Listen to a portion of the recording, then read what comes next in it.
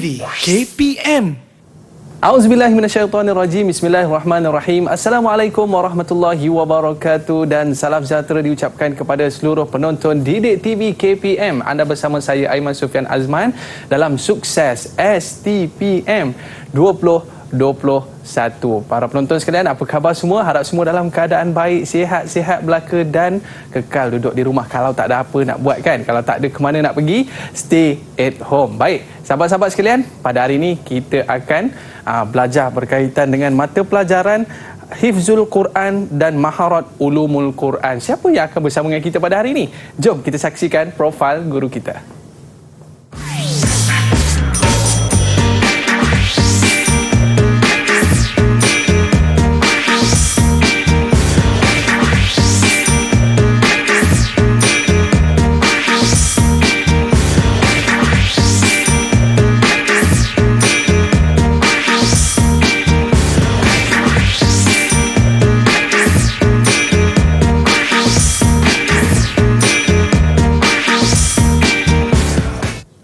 Ahlan wa sahlan, kita bersama dengan Ustaz Ma'ruf bin Ishaq dari SMK Agama Putrajaya. Assalamualaikum Ustaz. Waalaikumsalam warahmatullahi wabarakatuh. Masya Allah, terima kasih Ustaz kerana bersama dengan kita pada hari ini. Yang mana kalau kita lihat mata pelajaran kita pada hari ini, seronok kita bila kita membicarakan tentang Al-Quran. Kenapa kita kena baca Al-Quran Ustaz? Allahu akbar. Kita dituntut membaca Al-Quran sebab kita umat Nabi Muhammad sallallahu alaihi wasallam. Okey, pendek, ringkas dan padat. Sebab kita umat Nabi Muhammad, kita kena membaca Al-Quran. Baik Ustaz, apa yang akan kita pelajari pada hari ini? Silakan Ustaz. Insya-Allah. Okey. Assalamualaikum warahmatullahi wabarakatuh. Alhamdulillahirabbil alamin wassalatu wassalamu ala asyrafil anbiya'i wal mursalin wa ala alihi wa ashabihi ajma'in. Subhanaka la ilma lana illa ma 'allamtana innaka antal alimul hakim. Rabbi shrah li sadri wa yassir li amri wahlul 'uqdatam min lisani yafqahu qawli, amma ba'. Alhamdulillah, pada hari ini kita akan bersama-sama dengan saya Ustaz Ma'ruf bin Ishaq dalam Sukses STPM 2021 insya-Allah. Saya perkenalkan diri saya dulu. Nama saya Ma'ruf bin Ishaq, guru tahfiz di Pusat Tingkatan 6 SMK Agama Putrajaya. Ini adalah tahun ketiga saya bertugas di SMK Putrajaya bagi subjek tahfiz Al-Quran. Jadi insya-Allah pada hari ini kita akan meneruskan bagi subjek tahfiz Al-Quran 932 Palang 3, iaitu bahagian A, Hifzul Al-Quran. Ini persoalan daripada calon-calon semester 3. Disebabkan pandemik dan sekarang endemik, maka tarikh peperiksaan telah dianjak daripada jadual asal. Bilakah peperiksaan STPM Tahfiz Al-Quran kod 932 Palang 3? Bila tu Ustaz? Kita tengok tahun 2022. Pada tahun lepas kita buat, kita dilaksanakan pada bulan April. Tetapi pada tahun ini kita akan pada 26 Mei 2022 hari Khamis, pada sidang 3 jam 2 petang hingga 4.30 petang, Jadi calon-calon kena berada di Dewan Peperiksaan pada 1.30 petang, Baik. Bagi kod 932 Palang 3 bahagian A, Hifzul Al-Quran, calon-calon perlu menjawab 3 daripada 4 soalan. 3 jawapan daripada 4 soalan. Mewakili 30 markah. Ini yang paling penting bagi calon. Masanya 2 jam 30 minit. Bahagian A dicadangkan 1 jam, 1 soalan 20 minit. Soalan adalah jenis soalan adalah subjektif. Contoh soalan dia, tulis semula, sambungkan, lengkapkan, sempurnakan, tulis awal surah, tulis 1 ataupun 2 ataupun 3 ayat. Teknik penulisan pastikan menggunakan pen mata bulat. 1 soalan 1 helai sahaja, dan susun mengikut nombor soalan. Yang penting anak-anak, yang penting calon-calon pastikan menjawab mengikut arahan soalan. Itu yang paling penting Ustaz Ya, betul. Kepada pelajar-pelajar ingat pesan Ustaz tadi, teknik penulisan mata pen kena bulat, jangan petak pula. Okey, baik, kita berehat seketika. Jangan ke mana-mana, kembali selepas ini Sukses STPM 2021. Kembali selepas ini. Didik TV KPM. Didik TV KPM. Orang yang terbaik adalah orang yang belajar dan mengajar Al-Quran. Jadi saya bawakan kepada anda orang yang terbaik, iaitu guru kita Ustaz Makruh. Baik Ustaz, untuk segmen kali ini, apa yang akan Ustaz kongsikan kepada anak-anak pelajar kita di rumah sana? Silakan Ustaz. Terima kasih Aiman. Jadi insya-Allah kali ini kita akan fokuskan kepada 5 juzuk terakhir Al-Quran, iaitu bermula juzuk 26 hingga 30. Ini adalah sukatan semester 3, di mana pelajar-pelajar pada semester 3 wajib tasmik 10 juzuk. Bermula juzuk 21 hingga 21 hingga 30. Ya. Dan 21 hingga 25 kita telah laksanakan pada ujian syafawi. Oh, dah buat dah? Dah buat dah. Sekarang ni kita nak habiskan lagi 5 juzuk dalam tahriri, penulisan. Jadi apa yang perlu calon-calon fokuskan ialah pertama sekali 5 juzuk. 5 juzuk ini daripada juzuk 26 hingga 30, dan apa dia? Ini ni. Nama-nama surah. Ya. Kalau kita lihat daripada juzuk 26 hingga ke 30, kira-kira lebih kurang ataupun tepat dia 99 surah. Banyak Ustaz. 99 surah. Calon-calon kena persiapkan diri. Dan yang kedua adalah kaedah Rasm Osmani. Bagaimana kita nak tahu kaedah Rasm Osmani? Kaedah Rasm Osmani ini adalah penulisan, ya? Penulisan yang digunakan untuk menulis Al-Quran, bukannya penulisan imla'i. Jadi calon-calon kena persiapkan diri untuk semester 3 5 juzuk ini. Okey. Baik. Ini saya datangkan beberapa teknik untuk membantu calon-calon. Yang pertama, teknik ajas. Teknik ajas iaitu apa dia? Awal juzuk dan awal surah. Kita nak bantu pelajar. Memang pelajar kena hafal, kena ingat 5 juzuk tersebut. Tetapi ada pelajar-pelajar yang memerlukan kaedah-kaedah ini, teknik-teknik ini. Jadi awal juzuk dan awal surah. Bermula juzuk 26 ada surah Al-Jathiyah. Kalau kita lihat ayat 33 bermakna awal juzuk 26 bermula dengan pertengahan surah. Ya, maksudnya selepas Al-Jathiyah surah apa? Jadi anak-anak calon-calon kena lihat daripada surah Al-Jathiyah, ayat 33 hingga An-Nas ayat yang ke-6 akhir surah. Jadi calon-calon kena mantap, kena betul-betul ingat daripada juzuk 26 hingga 30 awal juzuk dan awal surah. Awal juzuk ada 5 sahaja. Awal surah 99. 99 surah ini yang perlu anak-anak ingat, ya, sebab tahriri berbeza dengan syafawi. Tahriri berbeza dengan syafawi sebab pelajar-pelajar kena ingat dan perlu ada kemahiran menulis. Ini yang sangat penting. Dan yang kedua, teknik amam, awal makro' dan awal muka. Sebab Al-Quran dia ada awal muka, dia ada awal makro', dia awal surah, awal juzuk. Sebab itu pelajar-pelajar kena mantap, kena mahir. Kalau boleh buat jadual. Buat jadual awal makro'. Juzuk 26, awal makro' dia berapa? Ada 8. 8 tu kena ingat. Teknik menjawab awal muka. Kita ada berapa muka satu juzuk? Ya, kita ada 20 muka awal juzuk. Pun kena buat checklist. Seterusnya, daripada juzuk 26 hingga 30, bagi teknik ajas dan teknik amam, pelajar-pelajar kena mantap. Kena mantap, kena mahir dalam penulisan. Mengikut Rasm Osmani. Ada pelajar tanya, Ustaz, macam mana Rasm Osmani? Kita cadangkan pelajar menjawab menggunakan tulisan yang ada dalam Al-Quran. Sama dalam Al-Quran. Maksudnya pelajar boleh jawab dengan baik, insya-Allah. Ini kenali kata kunci soalan. Pelajar-pelajar kena jawab 3 soalan sahaja. 3 soalan? 3 soalan sahaja. Kita ada 4 soalan, pelajar-pelajar kena jawab 3 sahaja. Sempurnakan ayat yang berikut. Firman Allah Subhanahu wa taala dalam ayat 20 hingga 22. So kita kena lihat sempurnakan. Surah ni, surah Muhammad ayat 22 hingga 20 hingga 22. Bermula daripada a'udzubillahi minasyaitonirrajim wa yaqulul ladzina amanu laula nuzzilat surah. Ya, kalau kita lihat di sini, inilah pembayangnya. Jadi calon-calon kena menjawab. Ini jawapan dia. Kena jawab. Ini pembayang. Calon-calon kena jawab sampai akhir ayat 22.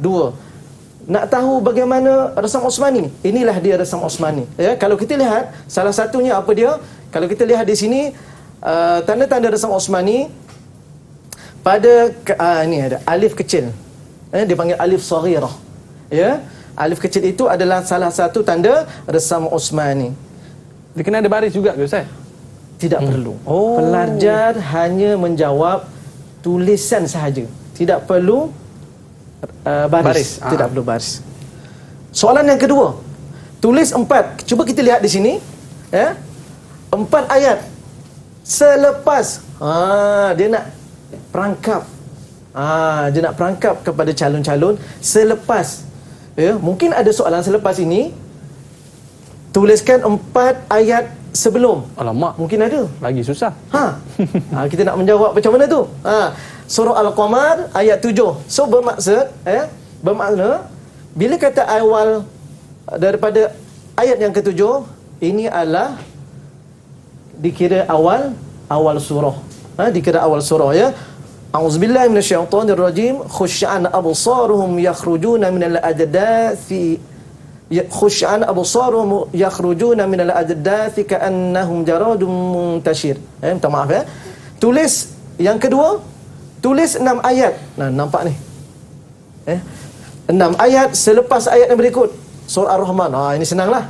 Ini kalau pelajar senyum. Dia kata senyum lah. Ini kena bonus lah. Awal surah. Awal surah. Cuba kita lihat.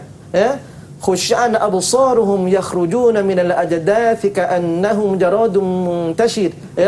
Terus muhti'ina ila da' hingga akhirnya ayat yang ke-11. 5 markah. Ini yang pelajar dapat. Yang kedua Ar-Rahman. Ini biasa. Pelajar kalau kata surah Ar-Rahman awal surah, sebab itu saya kata tadi ajaz, awal juzuk, awal surah. Awal surah. Awal juzuk, awal surah. So pelajar dapat tak jawab di sini? Dapat. Di sini dapat tak jawab? Dapat. Sebab masih lagi dikira awal surah, sebab masih ayat ke-7. Ya. Baik. Seterusnya, kenali kata kunci soalan, sempurnakan. Kalau kita lihat di sini, sempurnakan ayat. Yang tadi ditanya selepas. Yang ini ditanya apa? Sempurnakan ayat yang berikut. Surah At-Tahrim ayat 7 dan 8. Ayat 7 dan 8 masih lagi awal surah. Masih awal surah lagi. Boleh jawab? InsyaAllah boleh jawab ni. 10 markah ni. Banyak. 10 markah. Tapi kalau tak dapat jawab, hilang 10 markah. Habis. Sebab itu kita pesan kepada anak-anak, calon-calon, awal juzuk, awal surah jangan tinggal. Awal juzuk, awal surah jangan tinggal. Seterusnya, lengkapkan ayat yang berikut. Kita tengok ni. Kata kunci bagi soalan ini adalah lengkapkan. Sama juga surah Al-Qalam ayat 1 hingga 6. Nampak tak? Awal juzuk ni, awal surah. Awal surah. Dan kita lihat lagi, pelajar-pelajar kalau dapat soalan Al-Insan ni, rezeki Ustaz. setiap hari Jumaat dia baca. Kan? Kerana surah Al-Insan ni mana tebuk pun boleh jawab insya-Allah. Kan? Ayat yang ke-28. Jadi kalau kita lihat di sini kedudukannya berada di mana? Di tengah-tengah. Ini kalau kita kata agak susahlah bagi surah yang lain. Tetapi surah Al-Insan pelajar-pelajar kita setiap hari Jumaat biasa membaca. Itulah kelebihan pelajar-pelajar kita insya-Allah. Dan ini adalah soalan-soalan tahun lepas. Soalan-soalan tahun lepas. Batch pertama. Dah berapa tahun Ustaz? Untuk STPM Tahfiz, kita baru masuk tahun ketiga. Masya-Allah.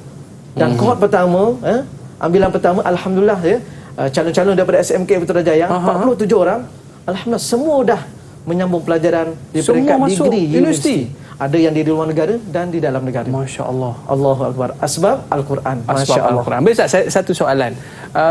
kalau biasa murid pelajar-pelajar ni dia hafal, tapi waktu nak tulis tu dia mungkin tak pasti perkataan tu, Ustaz. Ada tips tak, Ustaz?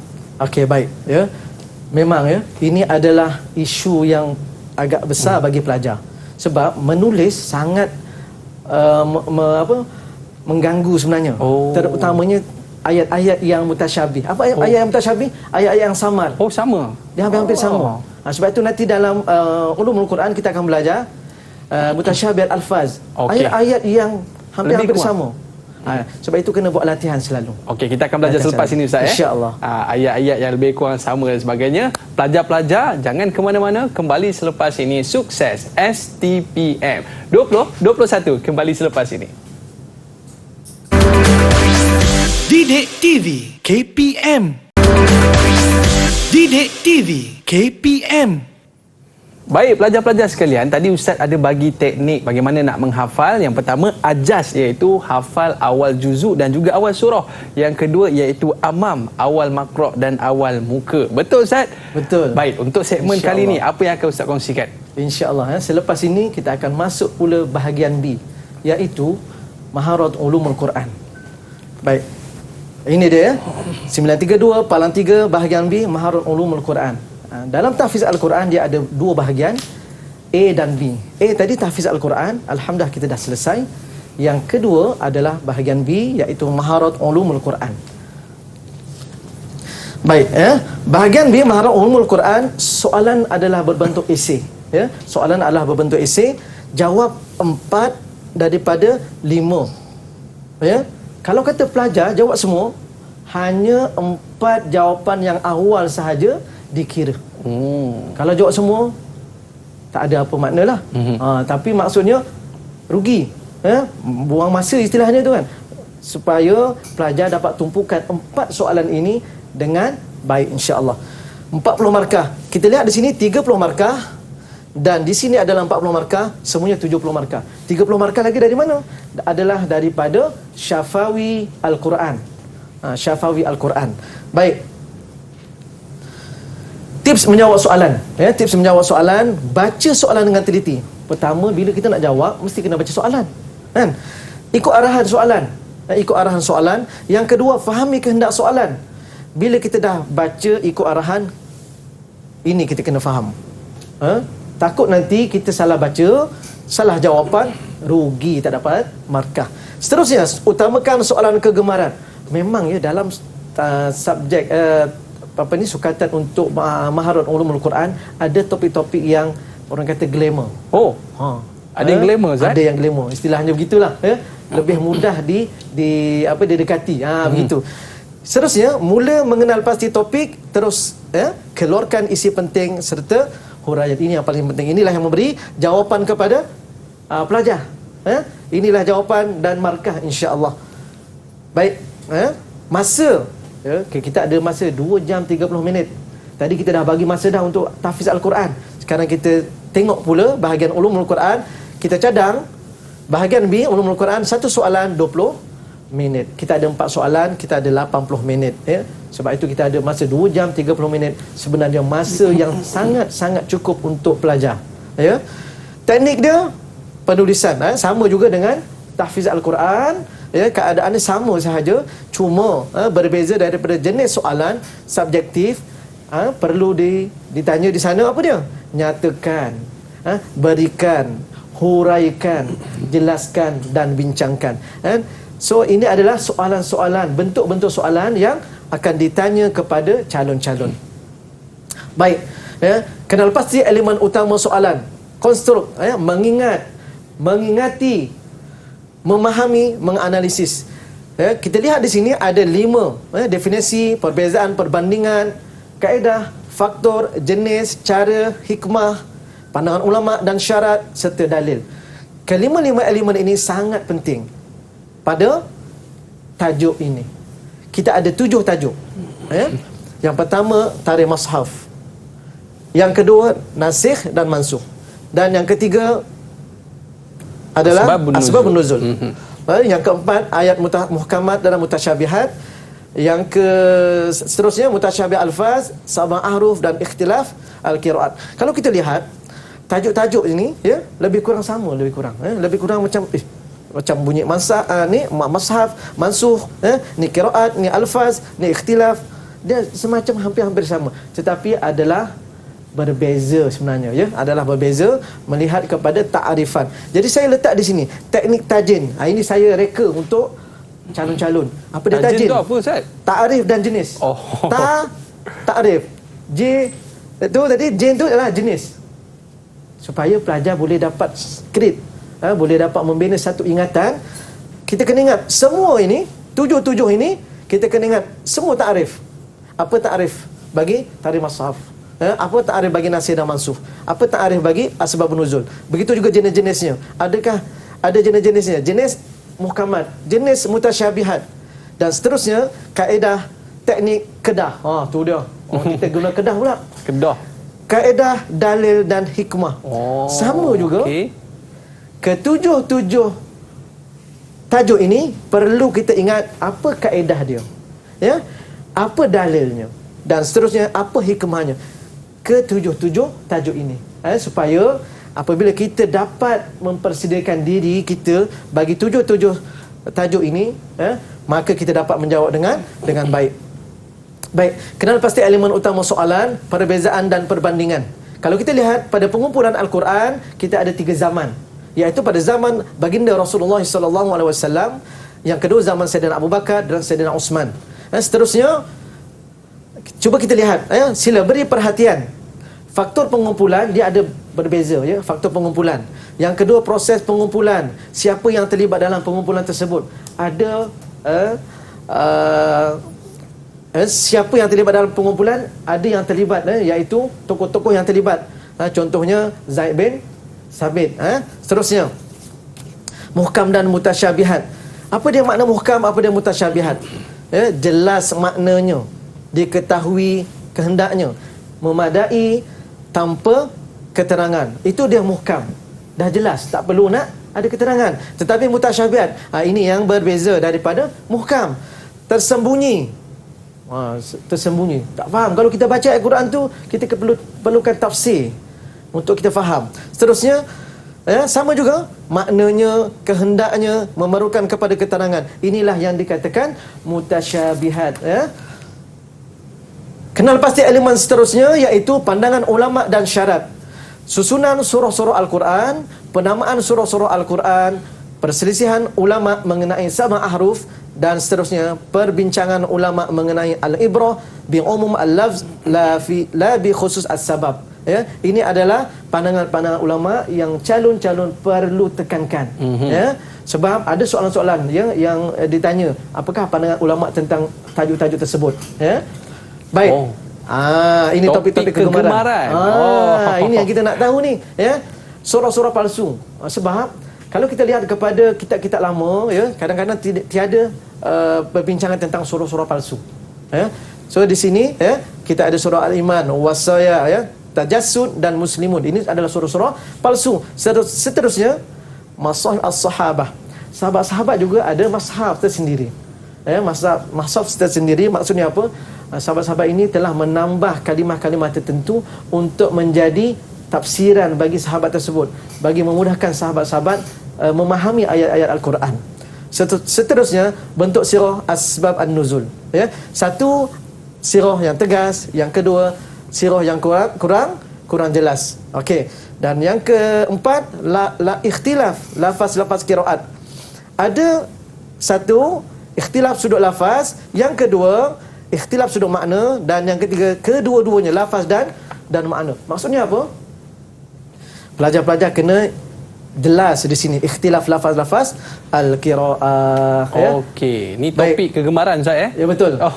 Jadi nak ceritanya dalam ketujuh tajuk tadi, pelajar-pelajar kena mahir dalam ta'arifnya, dalam jenis-jenisnya, pandangan ulama, hikmah dia, dan juga kaitan daripada semuanya.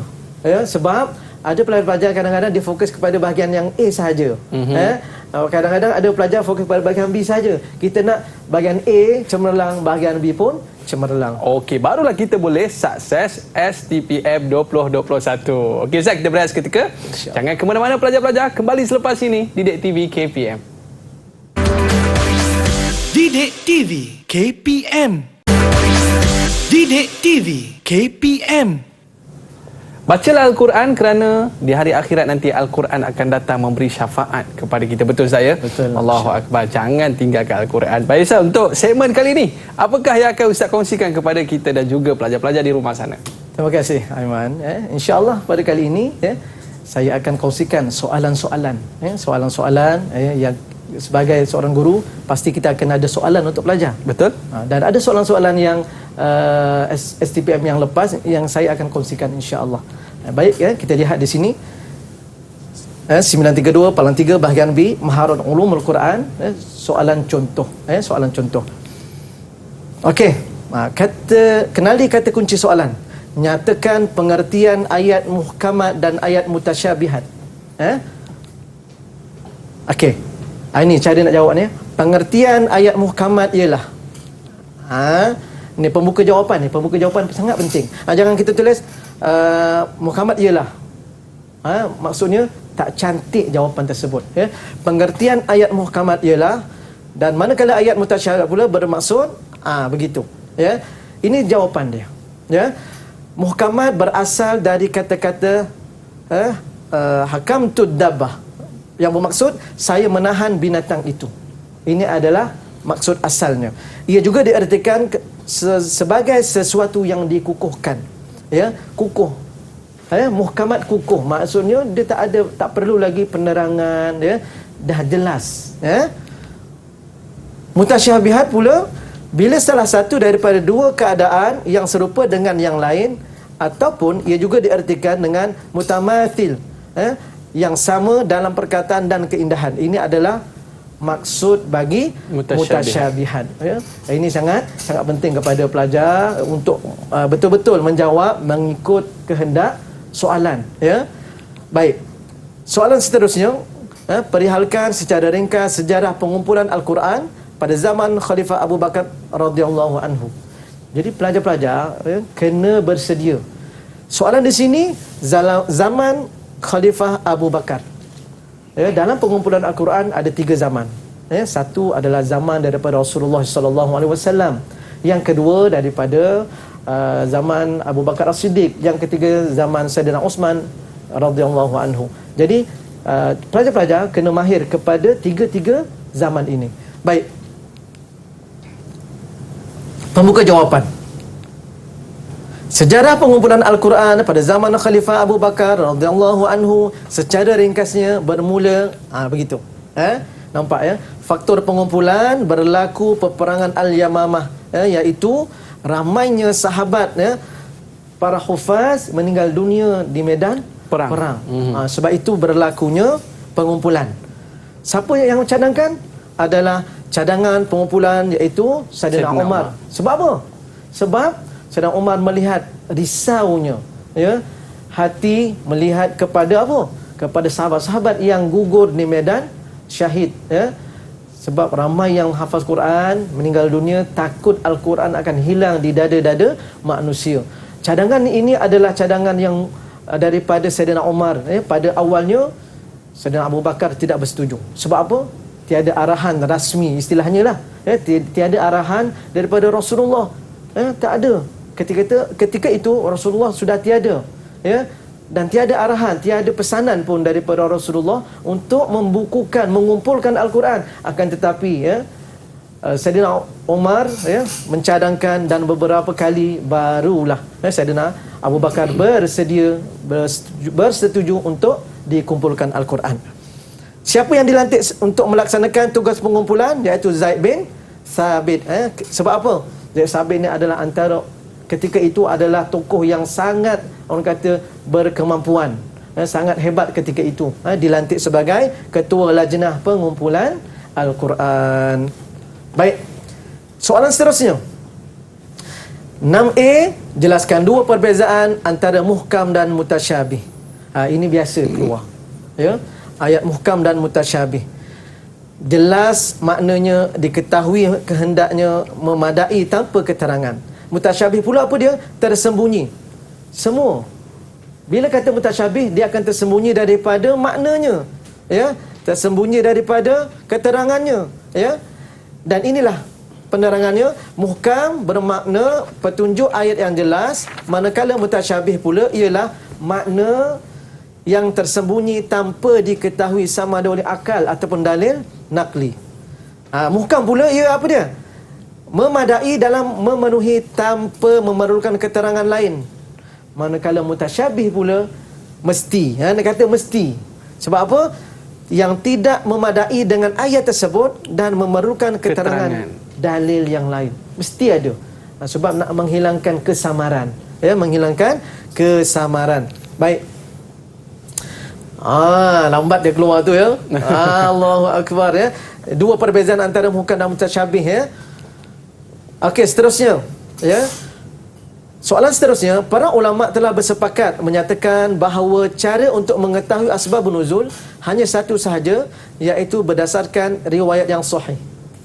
Bincangkan bentuk sirah dalam menjelaskan asbabun nuzul pada sesuatu ayat.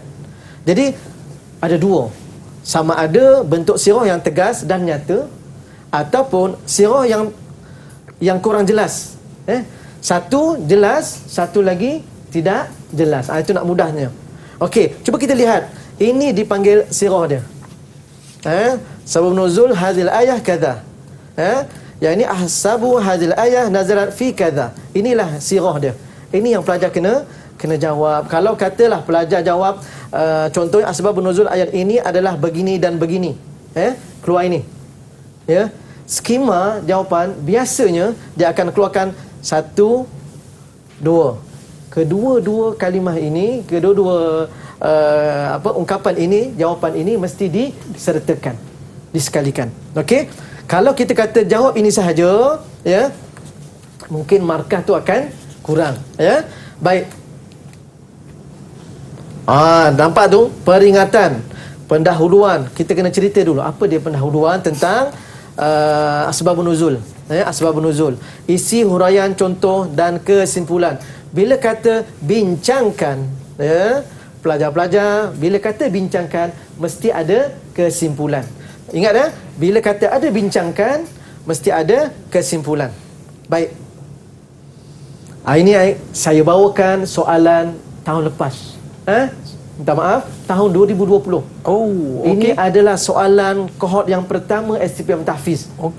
Yang anak-anak kita hari ini, calon-calon tersebut sudah melanjutkan pelajaran ke universiti. Alhamdulillah. Syukur ya.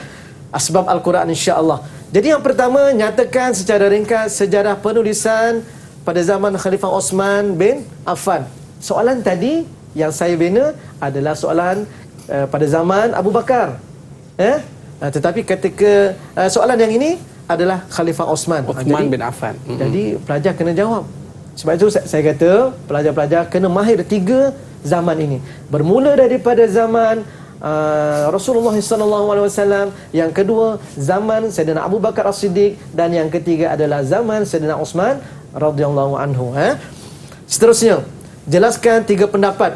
Biasanya soalan dia akan hitamkan, dia akan boldkan 3 pendapat ulama tentang susunan surah-surah Al-Quran. Nampak di sini? Tadi saya dah bagi tahu kan?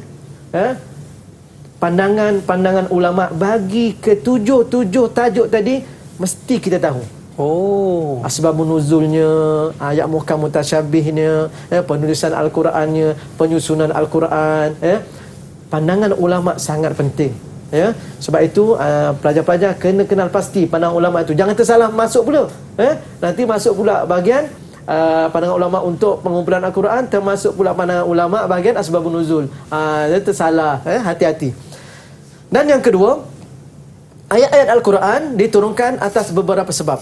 Berikan 2 sebab penurunan tersebut. Soalan contoh yang Ustaz buat tadi ada ya, kita bagi tahu di sana sebab apa pengumpulan Al-Quran. Antaranya apa dia tadi?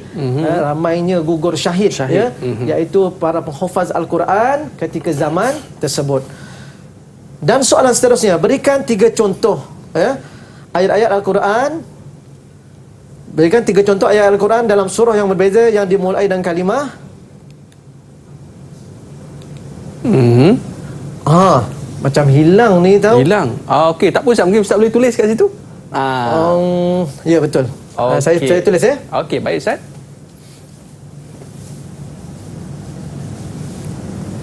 Okey. Apa kalimah tu Ustaz?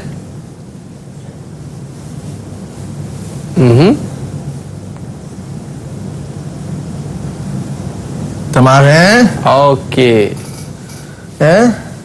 Yes. Alunaka. Alunaka. Ya. Allah, tulisan tak berapa comel. Ya. Jadi apa yang perlu murid-murid pelajar-pelajar buat Ustaz? Berikan 3 contoh ayat Al-Quran daripada surah yang berbeza yang dimulai dengan kalimah yas'alunak. Okey. Maksudnya pelajar-pelajar kena keluarkan 3 contoh ayat. Ya, 3 ayat Al-Quran. Contohnya yas'alunaka 'anil ahillah. Yang kedua yas'alunaka 'anil anfal. Okey. Inilah yang dipanggil mutasyabihat alfaz. Yas'alunaka sama, tetapi ayat sambungannya berbeza. Yas'alunaka 'anil ahillah contohnya. Yas'alunaka 'anil anfal. Banyak lagi ayat-ayat lain. Jadinya pelajar-pelajar memang kena ingat Al-Quran. Bila ingat Al-Quran, soalan apa pun keluar, tiada masalah untuk menjawab.